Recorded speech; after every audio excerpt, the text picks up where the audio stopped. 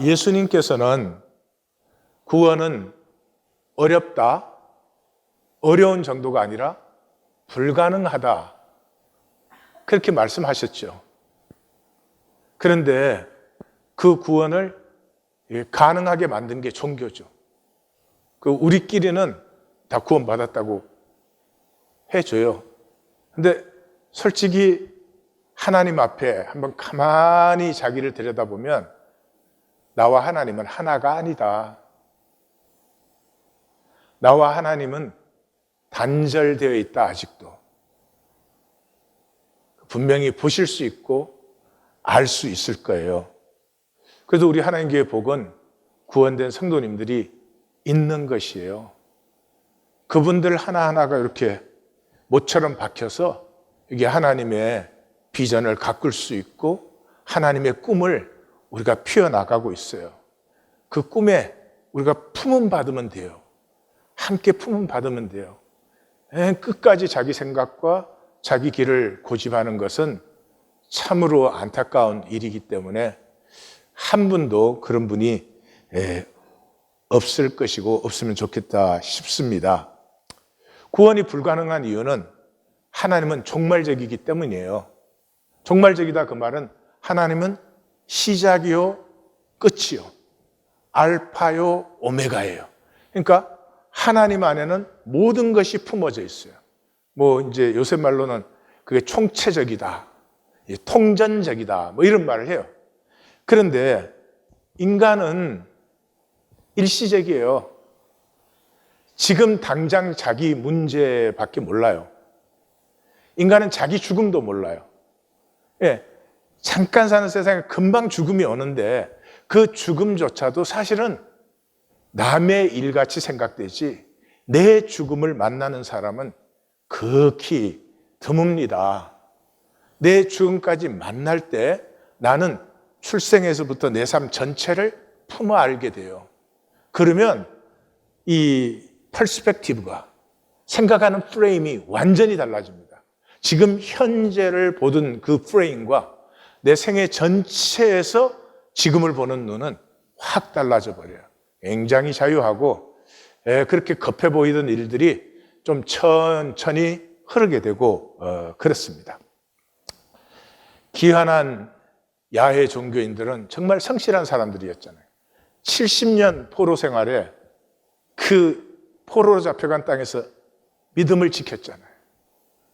그 중에서 또 선지자의 말씀을 듣고 돌아왔잖아요. 그 죽음의 사막과 광야를 지나서 돌아왔잖아요. 근데 이 사람들이 하나님의 가슴을 몰라요. 하나님의 섭리를 받지를 못해요. 그래서 지난주 본문에 봤죠. 날카로운 칼처럼 만들었다 그러더니 순교만 놓으시네. 순교만 써먹어야지. 왜 안 써먹어? 예리한 화살로 만들었다더니 통 속에만 넣어두는구만. 통 속에만. 그거 왜 만들었어? 우리가 다 헛되이 수고하였다. 우리는 무익하게 힘을 다했구나. 그 말은 저 광야와 사막을 우리는 왜 건너온 거야? 도무지 쓸데없는 일을 했구만. 그 성실한 야훼 종교인들이 하나님과 하나가 되지 못하는, 하나님의 가슴을 받을 수 없었다면 우리는 두말할 것도 없죠. 우리는 두말할 것도 없죠. 교회당 좀 왔다 갔다 한다고 하나님을 안다, 하나님과 하나가 되었다, 그 구원받았다죠. 구원받았다 이러면은 스스로 좀 점검을 할 사항이에요. 오늘은 티처스 라운지라고 하는 작년에 나온 독일 영화를 하나 나누겠습니다. 최고 작품상, 최고 시나리오상, 감독상, 편집상, 여우주연상 싹 휩쓸었어요. 영화는 전부 이제 스페셜 이펙트가 들어가잖아요. 그냥 사람이 길을 갈 때도 뒤에서 음악이 나온다. 그 음악이 그런 거리에 어떤 의미를 느끼게 만들어주는 거잖아요. 근데 그런 것을 최소한도로 해야 돼요. 왜냐 그러면 삶의 실제를 만나야 되는 작품이에요. 그런데 감독이 그걸 정말 잘해줬어요. 카를라 노아크라고 하는 7학년 여선생님이 초임교사예요. 처음 선생님 시작해요. 그러니까 이상적이죠.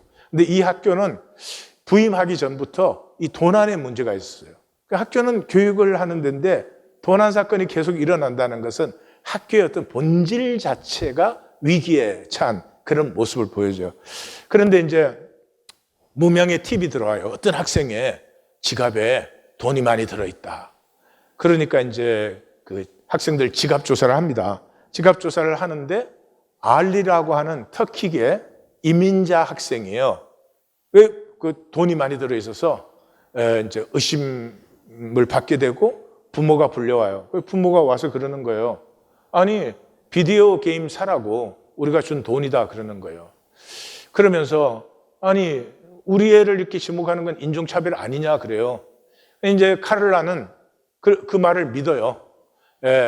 그러는데 이제 동료 교사가 한번 이렇게 그 커피통 앞에 이렇게 그냥 먹어도 되고 돈을 넣고 먹어도 되는데 거기 돈통에 있는 돈을 실적하는 걸 봤어요. 그래서 이제 교실에 강의에 들어가면서 이 외투를 의자에 딱 걸쳐놓고 그 외투 주머니에 지갑이 불룩하게 보이도록 해놓고 그 랩탑 카메라를 딱 켜놓고 갔어요. 그래서 이제 강의 들어갔다 와서 보니까 지갑 속에 돈이 없어진 거예요. 그래서 영상을 봤더니 영상에 찍혀 있는데 이렇게 책상 위에 있으니까 얼굴은 안 나오고 블라우스가 나왔어요. 흰 블라우스에 푸른 무늬. 그리고 지갑에 손을 넣는 것도 이게 책상 밑이니까 안 나왔지만 숙이는 어깨는 딱 찍혀 있어요. 그러니까 이 카를라가 잡았다 이렇게 생각을 하고 그 본인과 교장에게 이걸 보고를 했어요. 그날 고 블라우스를 입고 있던 사람은 저 교사가 아닌 사무원 쿤이었어요. 쿤인데 이 쿤은 강력히 항의하는 거예요. 아니, 그런 블라우스 입는 사람이 나밖에 없냐? 그러니까 교장은 야, 그러면 그런 블라우스 입은 사람이 학교에서는 없었으니까 바깥에서 들어와서 돈 훔쳐갔냐? 그러고는 해임시켜버려요.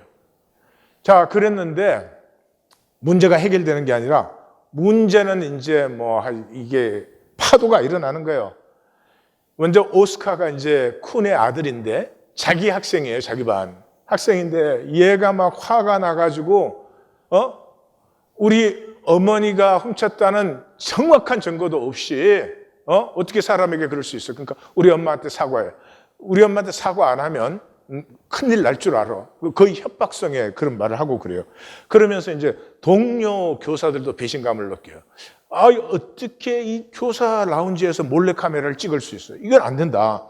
그리고 학생들은 또 오스카를 괴롭혀요. 이거 도둑질한 집 아들이라고. 그리고 이제 사람들은 다 카를라를 불신해요. 그래서 아니, 어떻게 해서 지가 우리 허락도 없이 우리를 비디오로 찍어? 그리고 자신도 후회해요.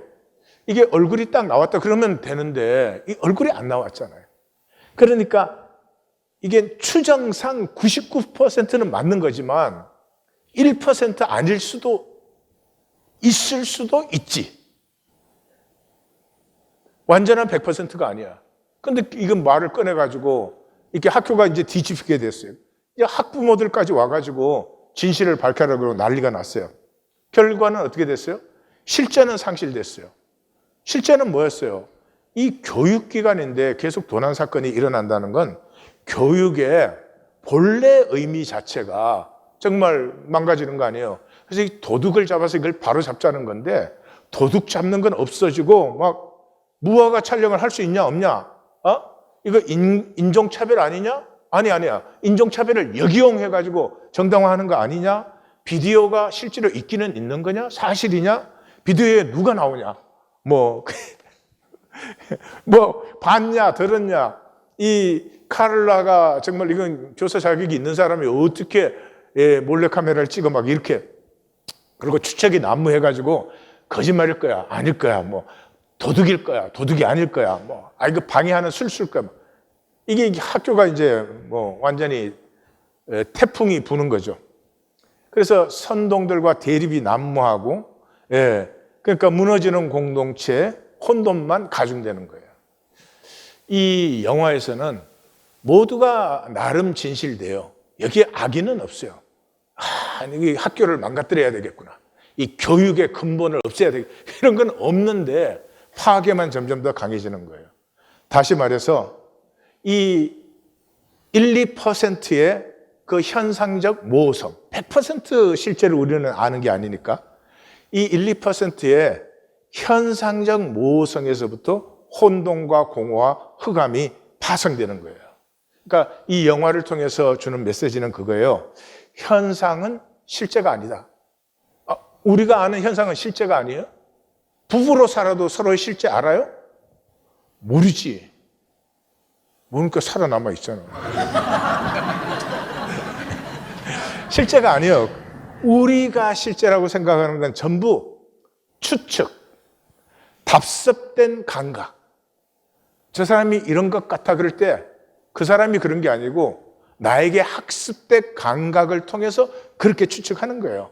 그리고 모든 것은 주관적 확신이에요. 우리는 객관성이라는 걸 갖고 있지 않아요. 그래서 이 영화에 이제 백미는 휘날레인데 휘날레에서는 오스카가 그 선생님 카를라의 그 랩탑을 훔쳐가지고 강에 던져버려요. 그리고는 이제 경찰에 체포돼서 잡혀가는데 그 체포돼서 차에 태워질 때 그 얼굴을 이제 클로즈업 해주는데 아주 당당하고 자부심 어린 얼굴로. 여기에 보이시죠? 이 영화 전체에서 가장 선명하게 잘못한 사람은 오스카밖에 없어요. 오스카는 랩탑을 훔쳤고 그걸 버렸고 폭력을 했으니까. 그럼에도 불구하고 이 오스카만이 그 영화 전체에 이 영화 분위기상 밝은 얼굴이 없어요. 그런데 그 오스카만이 나는 어머니를 지킨다 또는 지켜준다는 그 확신. 그러니까 엄마와 자기가 하나됨을 느끼죠. 잘잘못을 떠나서 이렇고 저렇고를 떠나서 엄마는 내 엄마, 나는 엄마 아들. 이 하나님의 언약이 너는 내 백성, 나는 너희의 하나님이거든요. 그래서 영화를 보면은 각자의 진실로 각자의 오름을 세우려는 서로 파괴. 그게 뭐예요? 우리가 세상 사는 삶이에요. 각자의 진실로 각자의 오름을 세우기 위해서 서로를 파괴. 제일 좋은 예가 부부싸움 아니겠어요? 예. 부부싸움이라는 게 내가 옳다. 그런 거죠, 뭐. 그래서 이게 선악과를 넘어선 영원한 진실은 현상 세계는 없어. 그것은 선악과를 넘어선 영원한 진실은 하나됨인데 제일 마지막에는 모두가 하나 되는 거잖아요. 하나님께서 전부 하나 되는 거잖아요. 그 하나됨의 신비와 아름다움을 누리는 사람은 천국을 사는 것이고 그 신비와 아름다움 속에서 단절되어서 바깥 어두운 곳에서 슬피 울며 이를 가는 사람은 지옥을 사는 사람입니다. 천국과 지옥은 따로 있지 않아요? 시간과 공간이 없는데 뭐가 따로가 있어요? 똑같은 하나님의 통치인데 누리는 사람이 있고 누리지 않는 사람이 있어요. 누리는 사람은 이 현상 세계에서 그 누림 살기가 시작된 사람은 그게 계속 피어나요. 이 현상 세계에서 끝까지 단절로 자기시킨 사람은 영원히 자기가 자기를 지켜야 되죠. 재미가 별로 없는 일이에요, 사실은. 그래서 우리 사는 삶의 현상이라고 하는 것이 우리는 실제를 몰라요. 우리의 추측을 가지고 착각하는 거지. 그러므로 실제를 모르는 확률적 확신을 우리는 가지고 있는 것이고 바로 그 오차 때문에 우리가 노력할수록 단절되고 신뢰할수록 무너져요. 부부 사이도 똑같아요. 부부 사이에 저 사람이 좀 이런 면이 안 좋구나. 저 사람 저를 고쳐야 되겠다. 고쳐질까? 더 불행해지지. 모든 관계가 다 마찬가지예요. 예. 우리에게 주어진 것은 우리는 실제 그대로 알 수 없기 때문에 우리에게 주어진 이 삶, 현상을 하나님 안에서 주어진 것이니까 그대로 품는 것이에요. 받아서 품으면 반드시 하나님의 섭리가, 하나님의 영광이 나타나요. 그 십자가잖아요, 십자가. 십자가도 그대로 품었다면 이 세상에 못 품을 게 없겠죠. 그런데 그것을 품는 것은 우리에게서 나올 수가 없어요. 그건 종말적이에요. 마지막에 하나님 안에서 하나 되며 하나님의 그 아름답고 영광스러운 뜻이 다 이루어지는 것을 실제로 만났을 때 그게 되는 것이죠. 그래서 그 종말적 신앙이라고 하는 것은 우리에게서 나오는 것이 아니고 영의 하나님의 영이 임해서 우리에게서 피어나는 것이다. 그래서 오늘 제목이 이때 그 제목 설명한 거예요. 구원, 그 영의 종말상 그런 거죠. 그래서 그런데 이 불확실한 현상이 하나님의 섭리예요. 현상 왜 이렇게 불확실하게 했냐? 하나님이 딱 만들 때 도둑으로 딱 보이게 도둑질 딱 하면 얼굴에 도둑 딱 써져. 딱 말씀을 길게 전하면 길다 딱 써져. 그럼 얼마나 좋겠어. 근데 그렇지 않다고. 불확실성 속에 우리를 살게 하신 게 섭리예요. 왜냐 그러면 거기서 나뉘어요. 거기에서 나의 선택이 이루어져요. 불확실하니까 거짓으로 살 수 있잖아요. 척할 수 있고 아닌 척도 할 수 있고 그런가 하면은 불확실하기 때문에 나는 왜 내 거짓을 이렇게 가리고 위선적으로 살까? 나는 왜 이렇게 진실되지 못할까? 아무것도 아닌 것에서, 뭐 큰 것에서, 뭐 제가 한국에서 갯돈 떼먹고 온 사람이에요. 그거는 좀 너무 크니까 말 못한다 치더라도 아무것도 아닌 것에서 나뉘는 것이죠. 그게 섭리요 심판이에요. 이 영화를 보고 저의 생각은 오직 종말적 믿음만 우리를 혼돈 속에서 쓰게 할 수 있다. 우리는 실제를 모르고 나의 실제도 모르는 그 속에서 살아가요.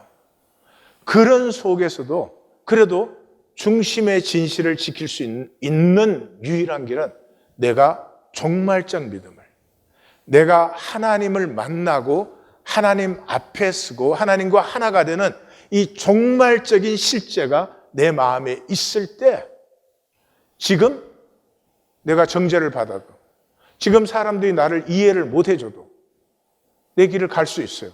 왜냐하면 잠시 그러지만 결국은 하나님이 나의 의가 되시기 때문에. 그래서 종말적 진실을 가지고 있는 사람만이 다른 사람의 반응에 연연하지 않고 나의 진실을 살아요. 나의 진실을 사는데 이때 종말적 신앙을 가진 사람은 죄인으로 살아요. 내가 진실된 것 자체조차도 나는 거짓이 그 속에 들어있잖아요. 그러므로 선악과로 옳고 그름을 따져서 남을 정죄하는 사람은 악인 중에 악인이에요. 세상은 그것으로 살죠. 너가 잘못됐다로 내가 힘을 얻어요. 너가 잘못되면 내가 힘이 생긴 거잖아요. 지금 종교는 전부 거기에 미쳐 있는 것이에요. 그래서 영상을 이걸 찾기가 힘들어요. 영상이 나오지도 않고. 그래서 할 수 없이 공짜로 나온 트레일러를 보는데 긴 영화는 아닌데 99분인가 그런데 이게 1분 20초로 요약된 트레일러를 보실 거예요. 근데 제목을 살아라 문제 해결 말고. 우린 다 삶을 문제 해결로 생각해요. 문제 해결은 뭐예요? 현상을 내 생각에 옳은 대로 내 세계에 끼워 맞추는 것이죠. 그럼 문제 해결이 되는 거예요. 내 뜻대로 되면 문제 해결된 거죠. 그러지 말고 살아라. 하나님께서 무엇을 주셨으면 분명히 그게 하나님 뜻과 섭리가 있어요. 받아 품어보면은 그것이 심지어 안 좋은 일일지라도 그것 때문에 더 좋은 열매가 맺히게 되는 것이에요. 한번 보세요. Achtung, fertig, los!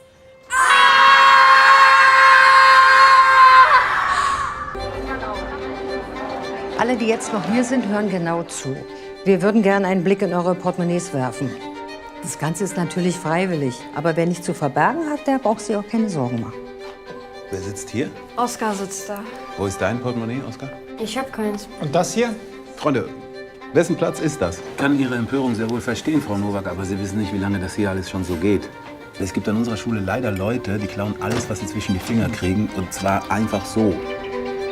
Wir haben hier eine Null-Toleranz-Politik und das bedeutet, dass wir jeder Kleinigkeit nachgehen.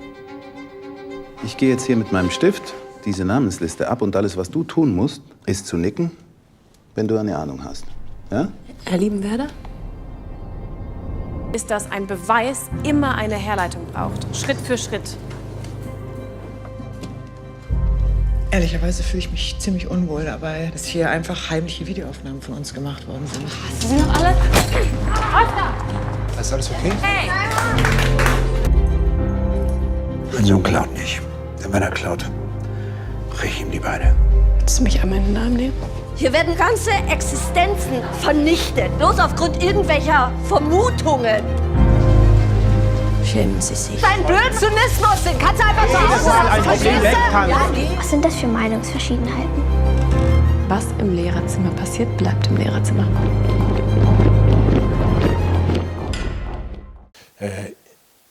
오늘 본문은 지난주 본문에서 그 1절에서 4절까지 이 돌아온 야훼 종교, 그 성실한 사람들이 하나님에 대해서 불평이 많습니다. 저라도 그렇게 불평했을 거예요. 그다음에 오늘 본문에서는 14절에서 여호와는 우리를 잊으셨어, 버리셨어, 그럽니다. 다음 주에 24절은 조금 더 심각합니다. 심각한 이유가 하나님의 말씀 선포에 허리를 자르고 들어옵니다. 하나님의 말씀 허리를 자르는 사람은 한 분이 더 있어요. 아브라함이 롯이 살고 있는 소돔과 고모라를 멸망시키겠다고 하니까 하나님의 말 허리를 자르고 들어옵니다. 의인이 50명만 있어도 그래도 멸망시키겠습니까? 그래서 하나님과 논쟁하죠. 거기서 아브라함이 이겨요. 그래서 사실은 지금 우리가 지나가고 있는 이사야서의 말씀 부분은 우리가 하나님의 말씀 허리를 자를 수 있는 기력이 있어야 돼요. 우리 입장에서는 아니 70년간 신앙을 지켰고 죽음의 광야와 사막을 지나서 예루살렘에 돌아와서 10년이 지났어. 10년 긴 시간이에요. 근데 도대체 뭐야 이게 달라지는 게 아무것도 없고 방해만 강해지고 꿈이라고 생각했던 것들은 이제는 멀어져서 생각조차 나지 않는 그런 상황 속에서 이제 하나님의 선포가 임하고 있는 것이에요. 오늘 본문은 한마디로 말하면 현상적인 것만 보는 것. 현상은 확률성에 불과하다 그래요. 확률성 추측. 그건 맹인이에요. 근데 종말적 봄. 하나님 안에서 하나님과 내가 하나 되고 그 안에 우리가 하나 되는 그 실제가 나에게 없으면 현상에서 보는 건 전부 왜곡된 것밖에 없어요. 내 이익 챙겨야 되고 나빠서가 아니죠. 나를 지켜야 되고 그게 삶인 것처럼 재미가 하나도 없고 행복해야 될 관계까지도 행복을 파괴시켜버리는. 그래서 시작이 13절이 종말적 선포예요. 그러니까 오늘 본문의 핵심은 13절에 있어요. 하늘이여 노래하라, 땅이여 기뻐하라, 산들이여 즐거이 노래하라. 그래서 이사야를 우리가 읽어왔으니까 알죠. 이사야에서 시작이 뭐였어요? 하늘이여 들으라, 땅이여 귀를 기울이라. 그러니까 지금 여기 와서 보니까 이사야서는 하나님이 공청회를 여시고 제일 먼저 땅과 하늘을 정인으로 부르셨어요. 정인으로 부르셔서 자, 이스라엘이 지금까지 하고 있는 것을 좀 보라. 이게 내 자식이냐? 이게 내 의를 가진 자들이냐? 구원받은 자들이냐? 하나님이 그러시는 거죠. 거기에 여러 정인들을 불러요. 그래서 고레스가 정언할 때가 있고 다리우스가 정언할 때가 있고 이제 좀 있으면 아닥사스다가 또 정언을 하고 거기에 이제 선지자 선포가 또 들어오고 이래요. 그래가지고 이 이사야서 내내 하늘과 땅이 계속 나와요. 하늘을 창조하여 펴시고 뭐 땅에 솟아날 내시고 땅에 백성에게 호흡을 주시고 땅에 행하는 자에게 영을 주시고 하늘이여 위로부터 공의를 뿌리고 구름이여 의를 부를지어다. 땅이 열려서 구원을 싹트게 하고 공의도 함께. 보세요. 땅과 하늘이 완성되는 날이 구원이 완성되는 날이에요. 그래서 마지막이 내가 새 하늘과 새 땅을 창조한다. 보세요. 하늘과 땅은 하나님의 창조잖아요. 하나님 창조니까 하나님의 성품이 그 속에 들어있죠. 그러므로 하늘과 땅이 하나님의 성품으로 온전히 나타날 때가 하나님의 창조의 뜻이 완성된 때예요. 그래서 이사야는 이 선포를 따라서 하늘과 땅을 계속해서 저 기절처럼 쓰고 있는 것입니다. 그래서 13절 하는 여호와께서 그의 백성을 위로하셨은즉 그의 고난당한 자를 긍휼히 여기실 것입니다. 여기에 고난당한 자 좀 위로해 준다 그런 뜻이 아니에요. 이게 종말적인 얘기예요. 예, 땅과 하늘이 새로워지는 그때에 이 땅의 모든 아픔과 슬픔과 괴로움은 사망은 사라진다. 그래서 요한계시록 21장 가시면 제일 끝에 예루살렘이 임하는 선언이 나와요. 예, 그게 이제 하나님 나라 선언은 마지막 선언이에요. 그 다음에는 구원 선언이 있는데 거기 시작이 이 새 예루살렘에 대한 선언의 시작이 모든 눈에 눈물을 씻기시고 다시는 사망이나 아픔이나 곡하는 것이나 애통하는 것이 다시 있지 아니하리라. 예, 그때 사람들에게 저처럼 종말적 신앙으로 창조의 신비와 조화를 이루십니다 이러면 그때 사람들이 제 정신병원에 안 가고 왜 여기 있냐 이러겠죠. 예, 2500년 전 표현으로는 참 잘 표현하신 거예요. 다시 말하면 온 우주가 기뻐하는 그때가 하나님의 뜻이 완성된 종말이 임하는 때예요. 그러므로 종말적 신앙 없는 신앙은 종교생활을 할 수 있지만 신앙은 불가능해요. 예, 실제가 없는데 뭐 어떻게 하겠어요. 그 종말적 신앙은 뭐냐? 아주 간단합니다.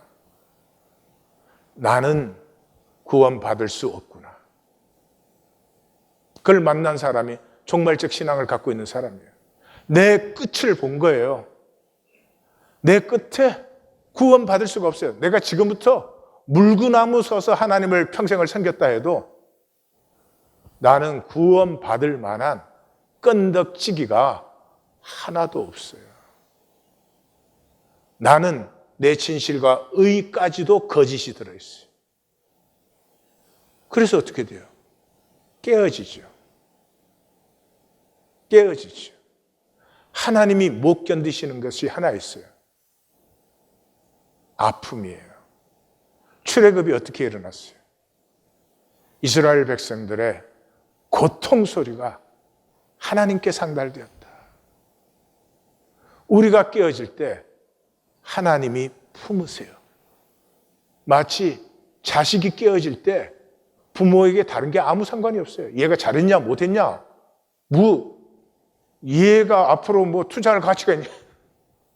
자식이 아프면 부모는 그냥 품는 거예요. 거기에서 하나님이 일어나는 것이죠. 이게 종말적 신앙이에요. 그래서 종말적 선포가 있은 다음에 이 종말적 선포에도 남은 자들이 또 불평을 해요. 오직 시온이 이르기를 여호와께서 나를 버리시며 주께서 나를 잊으셨다. 여기 시온이 나오잖아요. 여기서부터 시온 섹션이 시작돼요.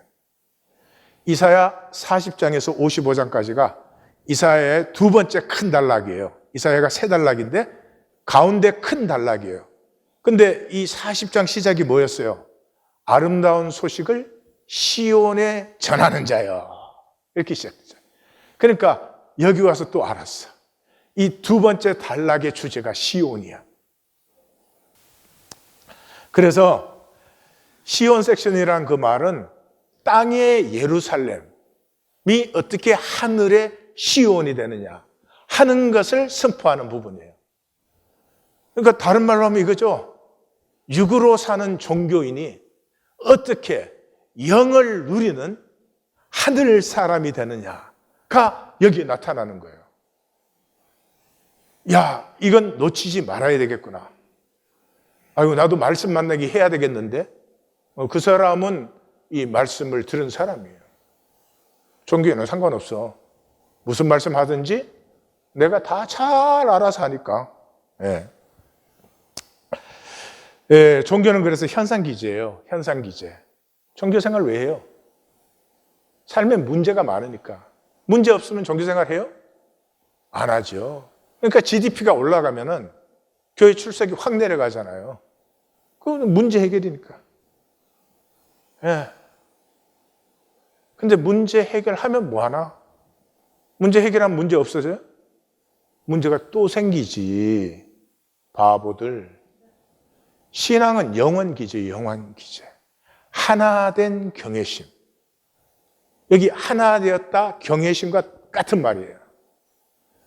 우리 첫째 아이 벤자민을 낳을 때 우리 와이프는 수술해가지고 의식이 없어. 근데 보통 엄마가 품잖아요. 제가 안았죠. 애를 제가 안았는데 그 아이한테 키스를 해주고 싶더라고요. 근데 이제 키스를 못했어요.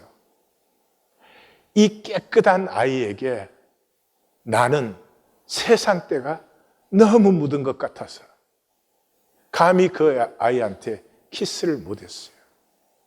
그 아이라는 한 존재의 신성함을 느낀 거죠. 경외심을 느낀 거예요. 왜? 하나니까. 다른 아이들한테 제가 그렇게 느낄까요? 아니죠. 그러므로 하나다, 경외심이다, 이건 똑같은 말이에요. 우리 신앙의 출발점이요, 핵이요, 알파요, 오메가 끝이 예배예요, 예배. 예배가 뭐예요? 하나님 임재 앞에 나와서 하나님과 하나됨을 체험하는 시간이에요. 예배 내내도 체험 못해도 좋아.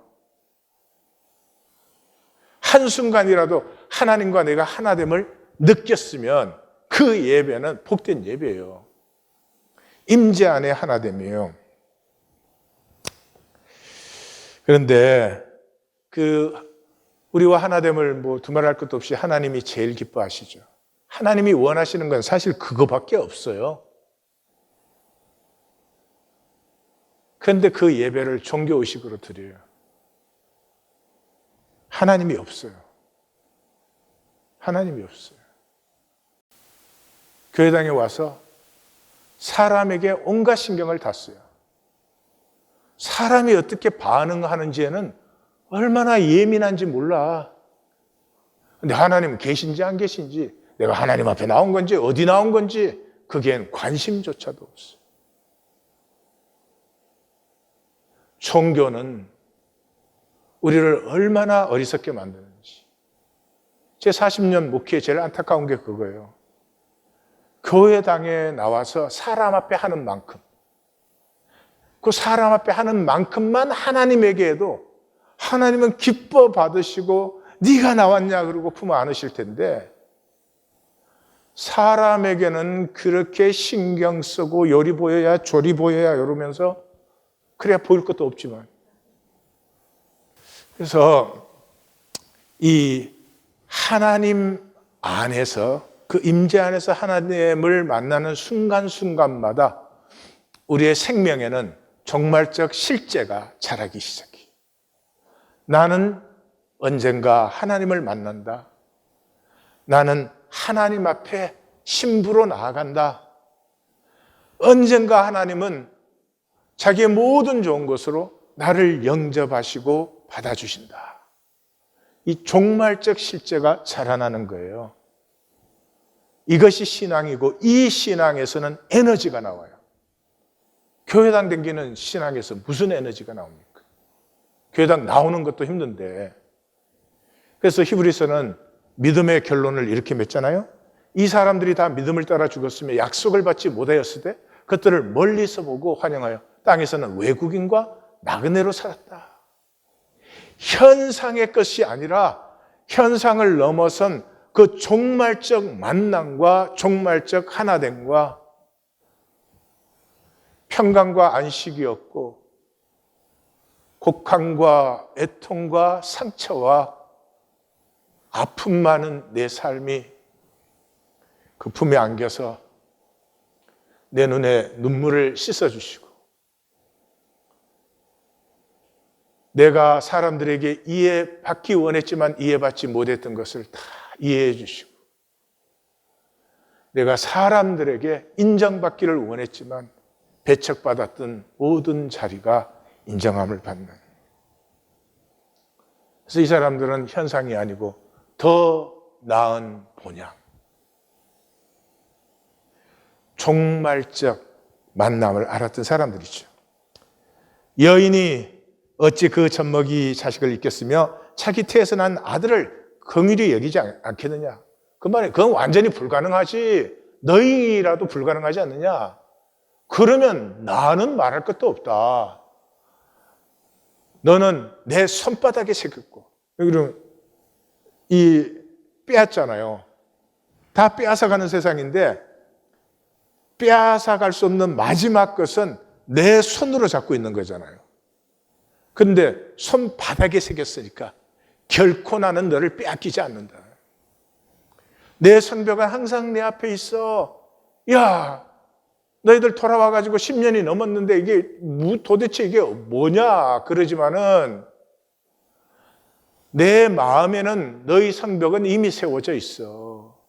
너희가 받을 때가 안 되어서 나는 그것을 너희 중에 실현시키지 못하고 있는데 그 내 가슴을 몰라? 너희보다 내가 더 아프다. 그런 거죠. 그래서 종교는 구원을 우습게 만들었어요. 다 구원받았다 그래요. 근데 무슨 구원? 하나님 없는 구원. 하나님이 없으니 경외심이 없죠. 하나님이 없으니 절제가 없죠. 하나님이 없으니 진실된 중심의 진실에 헌신도 봉사도 없어요. 무엇을 해도 다 나를 위해서야. 내가 만든 나. 내가 보기에 두렵지 않아요? 내가 만날까 봐 겁난 나 아니에요? 그걸 계속 만들고 있어요. 왜냐하면 종말을 보지 못하기 때문에. 구원은 이 사람이 이 땅을 살아가는 삶에서 가장 높은 에너지입니다. 하나님께서 나를 받으셨다. 하나님께서 나를 의롭다 해주셨다. 이때로부터 이 현상에서 자유함이 느껴지기 시작하고요. 천천히 흐르기 시작해요. 뭐를 만들어야 돼, 이루어야 돼, 뭐 인정해줘야 돼, 뭐 그런 것들은 저 뒤로 물러가고 말이죠. 하나님과 함께 흐를 수 있는. 이게 하나님과 함께 흐른다는 것은 겉으로 보기에는 그렇지만 깊이가 어마어마하게 깊어진 것이에요. 아무 것에나 흔들리지 않는. 내 자녀들은 빨리 걷고 너를 헐며 너를 황폐케 하던 자들은 떠나간다. 내 눈을 들어 사방을 보라.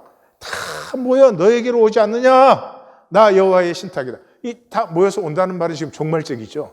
지금은 그게 아니에요. 그러나 결국은 예루살렘이 시온이 될 때 이 이사야 2장처럼 만국에서부터 하나님의 율법과 말씀이 흘러나오는 예루살렘으로 오게 되는 것이죠.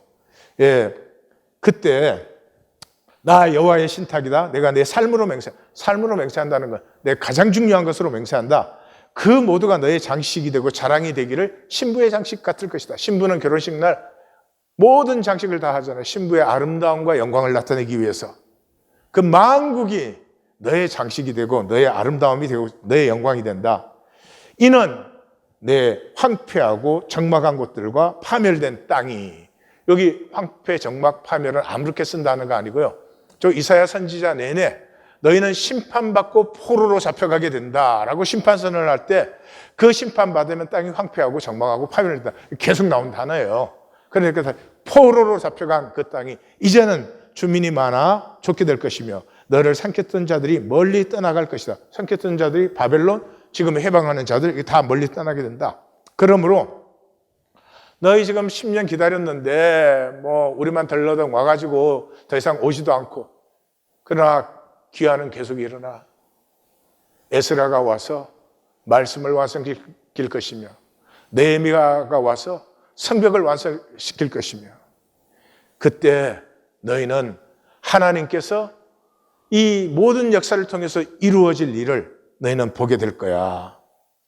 자식을 잃고 낳은 자녀가 이곳이 내게 좁으니 넓혀서 내가 살게 해주오. 그때 너는 보게 될 것이다. 우리 번역은 내 마음에 이르기를 너 보게 된다. 뭐를? 누가 나를 위해 아들을 낳았느냐? 나는 자녀를 잃고 홀로 되었는데 누가 이들을 양육했느냐? 나는 사로잡혀서 유리했는데 이다 포로의 심판이죠.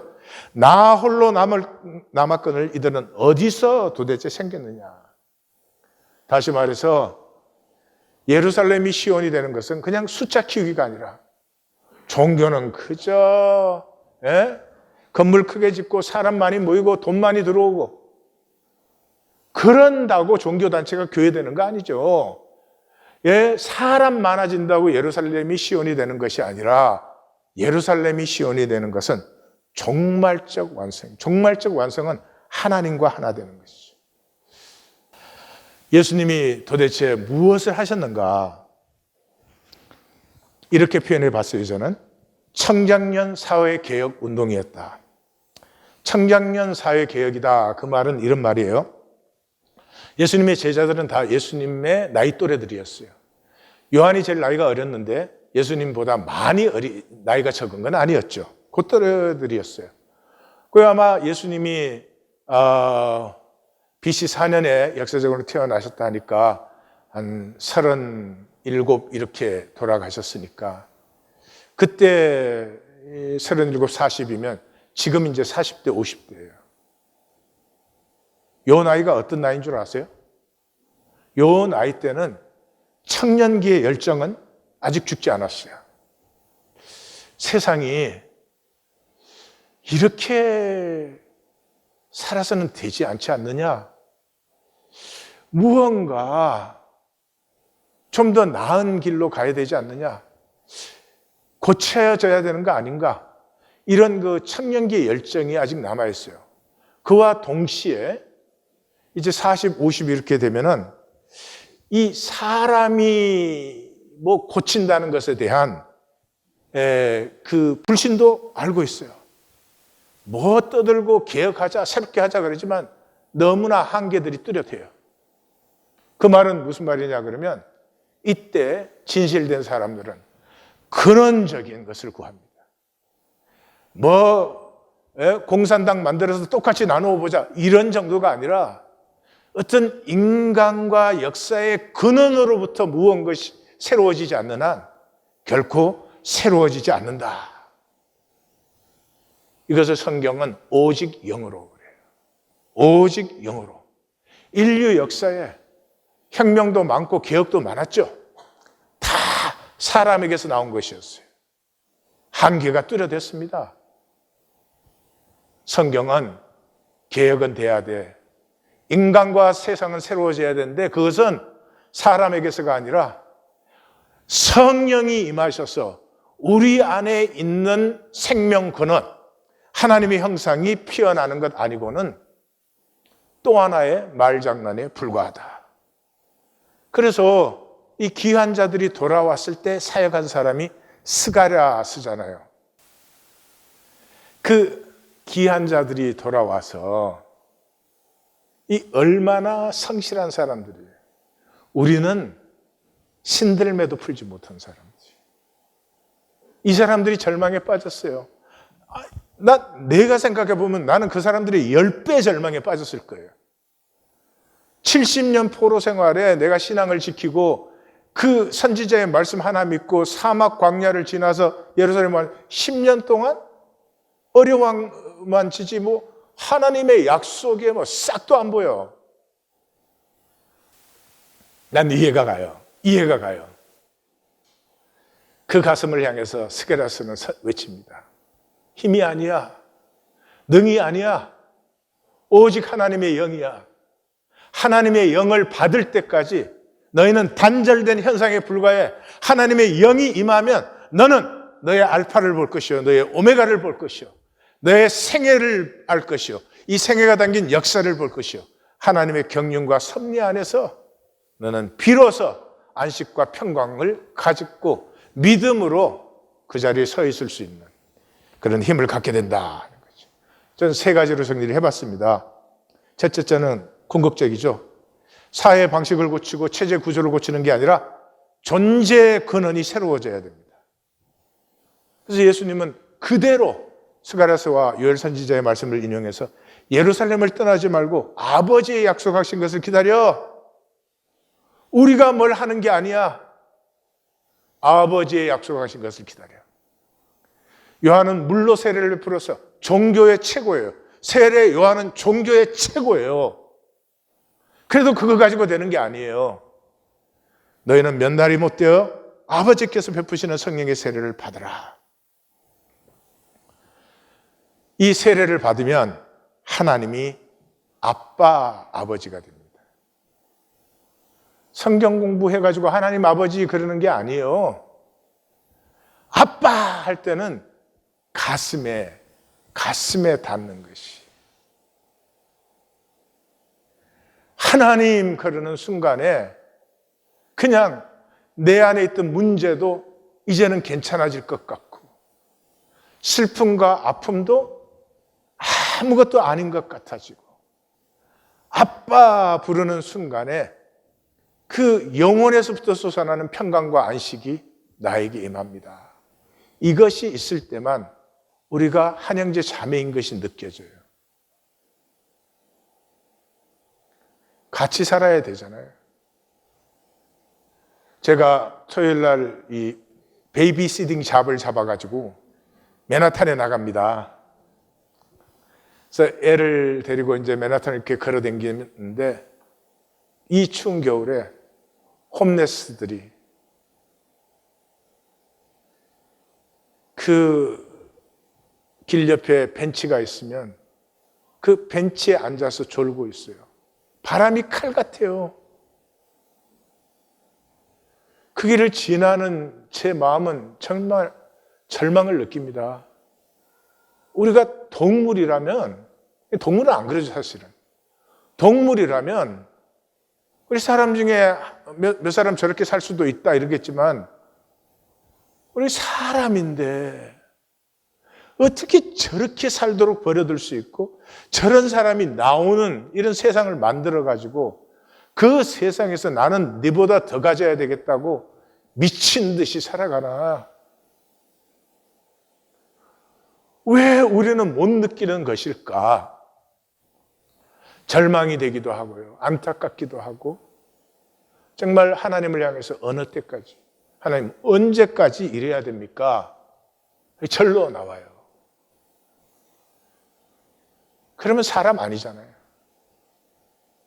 분명히 내가 사람으로 살고 있는데 사람 중에서 사람의 가장 기본적인 가치와 의미까지도 잃어버린 한 사람을 보면서 안타까움도 없고 그렇다면은 그럼 내가 먼저 사람이 아니죠. 그 사람 이전에.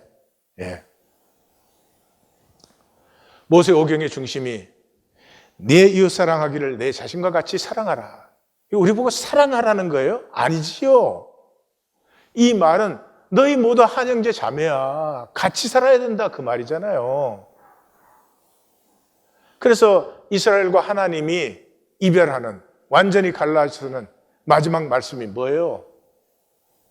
우리는 한 아버지를 가지지 아니하였느냐? 한 하나님께서 지은 바가 아니냐? 어찌하여 우리 각 사람이 자기 형제에게 거짓을 행하여? 여러분 교회당 나와서 진실되세요? 척해서 사람 앞에만 통하면 되는 거 아니에요? 어떻게 형제에게 거짓을 행하여 우리 조상의 언약을, 말씀을 욕되게 하느냐? 우리에게 이게 당연한 게 돼버렸잖아요. 아니 하나님 나라가 이루어질 때까지 우리가 한 형제 자매로 못 사는 것은 우리에게 주어진 현실 중에 분명히 한 부분이에요. 그러나 거짓됐으면 부끄러워야죠. 부끄러워야죠. 종교에는 부끄러움이 없어요. 예레미야 선지자가 피를 통하면서 하신 말씀에 제일 중요한 핵심이 바로 여기에 있어요. 종교에는 부끄러움이 없어요. 예? 나를 안다는 것은 부끄러움을 만난 것이에요. 부끄러움을 만난 거. 예. 내가 무언가를 나 자신의 거짓이나 위선과 부족함을 부끄러워할 때 그 내가 있기 때문에 그러는 거예요. 다시 말해서 하나님의 형상이 열린 것이죠. 종교는 이걸 완전히 막아버렸어요. 그래서 예레미야 선지자는 내 이름으로 일컫는 이 집에 하나님 하나님 부르는 이 교회당에 들어와서 내 앞에서 말하기를 우리가 구원을 얻었나이다. 무슨 구원을? 하나님 없는 구원을. 우리끼리의 구원을. 그리고 우리가 구원을 얻었나이다 하는 이유는 이 모든 가증한 일을 행하기 위해서. 서로에게 거짓되게. 진실은 가리워놓고 아닌 건 인척, 인건 아닌 척. 그러면서 그들이 가증한 일을 행할 때 부끄러워하였느냐? 아니라 조금도 부끄러워하지 않을 뿐 아니라 얼굴도 붉어지지 않았느니라. They didn't even blush. 부끄러움이 없어진 상태가 인간이 말살된 상태예요. 그 홈레스들이 쓰레기통에 브라운백이 있으면 얼른 가서 막 뒤져요. 왜냐 그럼 되게 브라운백이 음식 싼 봉투잖아요. 그것도 안타까운데 저한테는 더 안타까운 게 그 옆에 사람들이 지나가도 그 브라운백을 쓰레기통에서 끄집어내서 뒤지는 그 자기 자신의 부끄러움을 전혀 몰라요. 모르는지 마비가 된 것인지. 그 너무 가슴이 아파요. 그 사람은 그래야지 살아남을 수 있잖아요. 그분에게는 부끄러움도 사칠 거예요, 분명히. 그 순간에 인간이 지킬 수 있는 마지노선이 무너져 버린 것이죠. 그래서 제일 불쌍한 삶은 거짓의 부끄러움을 버린 것이죠. 나됨의 핵이에요. 거짓되지만 부끄러운 줄을 몰라요. 거짓으로 살 수밖에 없는 세상 속에 있는데 부끄럽지가 않은 거예요. 그래서 1820 데일리 브레드는 임재 앞에 모이잖아요. 임재 앞에서는 부끄러워지는 거예요. 하나님, 여기 모여서 나를 돌아보니 참 거짓됐는데도 끄떡하지 않고 잘도 지내는군요. 거짓된 그 얼굴을 가지고 아무렇지도 않은 척 말도 잘하고 나누기도 잘하는군요. 이 아픔이 피어나는 자리가 1820 데일리 브레드예요. 그래서 예수님의 길은 무저항 비폭력이에요. 현상을 개혁하려면 힘이 있어야 돼요. 그러나 힘으로 되는 일이 아니에요. 현상을 옳게 만드는 것이 아니라 근원적으로 새로워져야 되는 하나님의 영을 받아서 내 안에 있던 하나님의 형상이 피어나야 되는 일이지 바깥에 무엇을 고치는 것이 아니죠. 그래서 에스겔 선지자는 이 포로지에서 새 영을 너희 속에 두고 새 마음을 너희에게 주되 너희 육신에서 굳은 마음을 제하고 부드러운 마음을 줄 것이며 내 영을 너희 속에 두어 너희로 내 율례를 행하게 하리니 너희가 내 규례를 지켜 행할지라. 부드러운 마음이 되면 같이 할 수 있어요. 부부가 부드러운 마음이 되면 같이 할 수 있어요. 같이 할 수 있을 때 행할 수 있어요. 하나님과 같이 할 수 있을 때 행할 수 있어요. 우리 보고 행하라는 게 아니에요. 행할 수 있어요. 뭐를 행해요? 긍휼이 피어나기 시작해요. 이 긍휼이 하나님의 규례고 하나님의 율례예요. 그래서 선지자들은 하나님이 약속하신 영을 받아라. 그리고 그 영으로 예수가 주인 것을 내가 볼 수 있을 때, 예수가 주로 확증되는 건 언제죠? 재림 종말 때. 마라나타! 그 실제가 너희에게 보일 때, 그때 주의 이름을 부르는 자는 구원을 받은 자다. 종말적 진실 외에는 다 거짓이에요. 현상에서 종말적 진실 외에는 다 거짓이에요. 다 일시적이고 상황적이고 상대적일 뿐이에요. 어린아이 같이 내 선악과로 내 현상을 나에게 맞추려고 문제를 해결하려고 내 마음대로 된 게 문제 해결이잖아요. 그것이 아니고 십자가까지도 받아 품으시는 예수님 같이 선하신 하나님이 세상을 창조하시고 섭리하시고 나를 창조하셨다면 지금 이 주신 상황과 일을 통해서 하나님의 어떤 합력선이 이루어질까를 기대하는 어린아이와 같은 마음으로 그때 속에서부터 솟아나는 구원의 높은 에너지를 누리는 우리 성도님들이 되시기를 주의 이름으로 축원합니다. 한 사람도 남김없이 구원 받으시기를 주의 이름으로 축원합니다. 기도하십시다. 우리 간절한 마음으로 기도합니다.